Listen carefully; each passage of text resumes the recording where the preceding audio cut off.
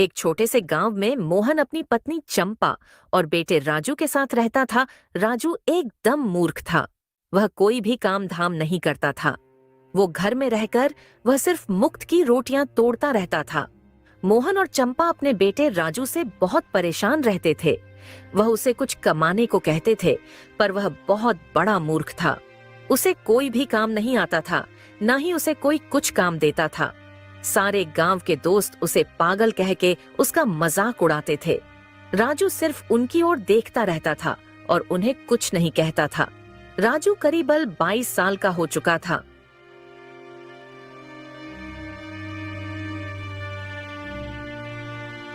अजी, राजू की उम्र 22 साल हो गई है। ना ही यह कुछ कमाता है और ना ही घर से बाहर निकलता है। अजी, आप एक काम क्यों नहीं करते? इसकी शादी ही करवा दीजिए। क्या पता इसकी पत्नी अपने साथ इसका भाग्य लेकर आए, और क्या पता इसमें अक्ल आ जाए और कोई काम धंधा ढूंढ ले। हाँ, तुम ठीक कह रही हो चंपा।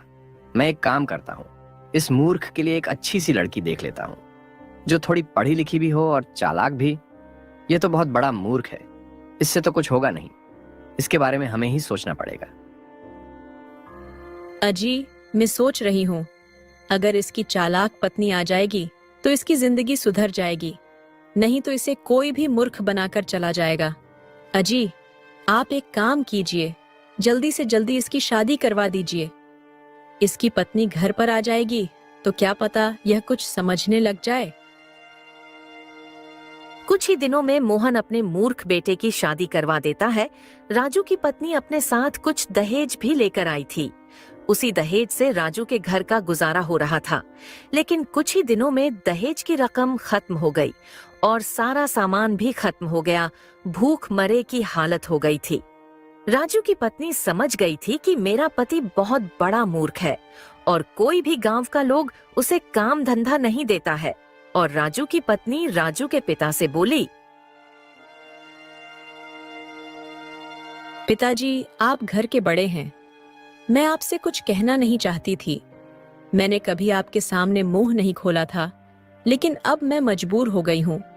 मैं चाहती थी कि घर की बात घर से बाहर न निकले, मगर इस तरह से घर नहीं चलता है। घर में कुछ भी खाने को नहीं है। तुम्हारा बेटा कोई काम धंधा नहीं करता है। अब तो ऐसे लगता है मानो मेरी जिंदगी खराब सी हो गई है। कब तक यह सब देखती रहूं? आपने अपने बेटे की शादी मुझसे करवा दी।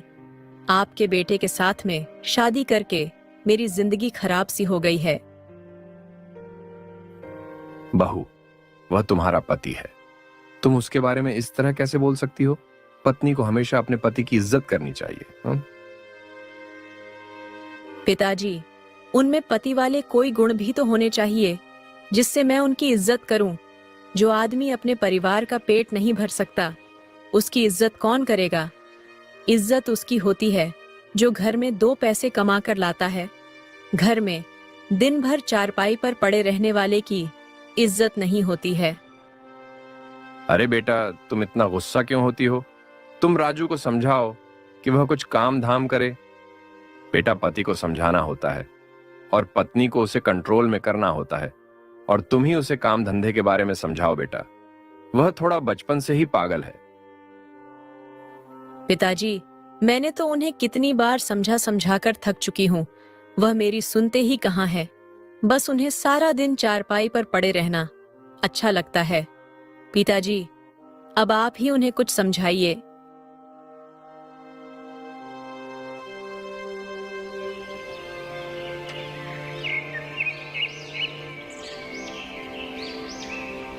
अगले ही दिन मोहन राजू से कहता है, राजू बेटा, अब तुझे कुछ काम करना चाहिए, नहीं तो तेरी बीवी घर छोड़कर चली जाएगी, और तू काम धंधा नहीं करेगा तो घर कैसे चलेगा? तेरी पत्नी तेरी वजह से सारा दिन परेशान रहती है। तू एक काम क्यों नहीं करता? तू कहीं कोई काम धंधा ढूंढने चला जा, और ये कुछ पैसे हैं,